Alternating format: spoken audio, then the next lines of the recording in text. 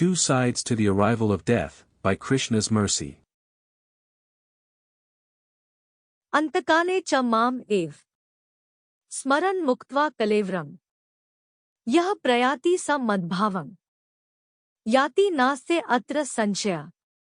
Quoth, and whoever, at the time of death, quits his body, remembering me alone, at once attains my nature. Of this there is no doubt. Lord Krishna, Bhagavad-gita, 8.5. 1. The known. I'm sorry to inform you that they passed away. It happened a while ago. Thank you for your concern. We appreciate it, for sure. The blow was a little easier to handle since we had known for a long time. The illness was drawn out, but there was no hope for recovery. This allowed loved ones and friends to prepare appropriately. This happens to everyone. No one is spared. We certainly wish for the best journey moving forward. We remember everything they did for us. We will surely never forget them. The impression they have left remains. 2. The unknown. I'm sorry to inform you that they are no longer her. Sudden and unexpected, that's how it happened. Sadly, this is occurring more and more lately.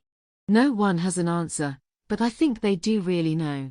They are simply afraid to say anything, for fear of losing their friends, of getting fired from work, of having their house raided by the authorities, or of becoming the target of ridicule and scorn.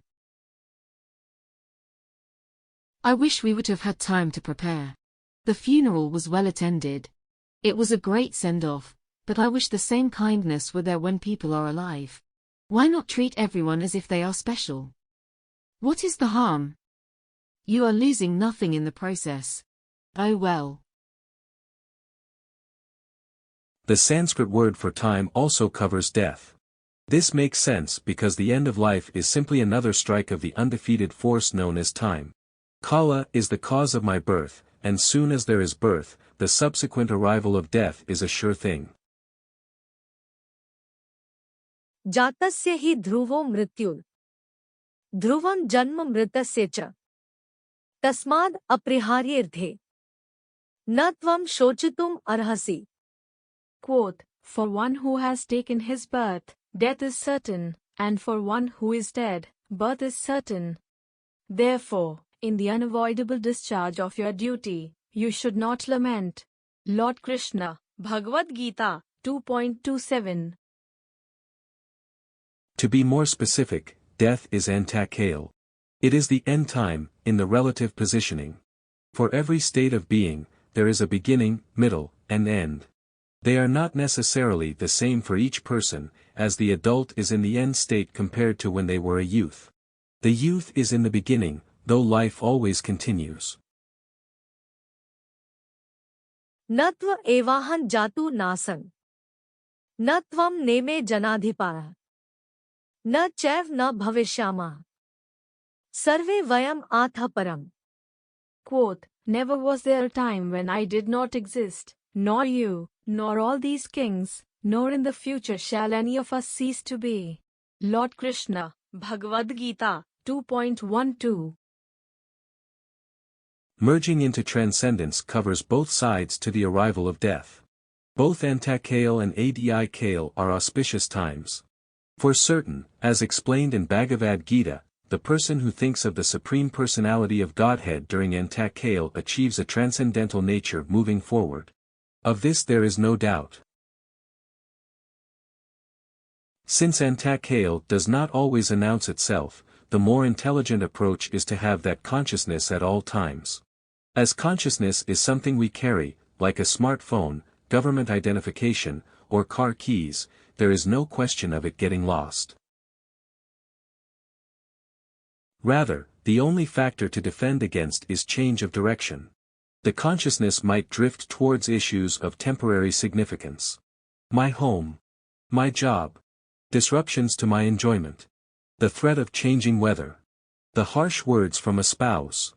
The rebuke from a previously trusted friend. Through it all, if a person remains conscious of the divine, they are fixed in transcendence.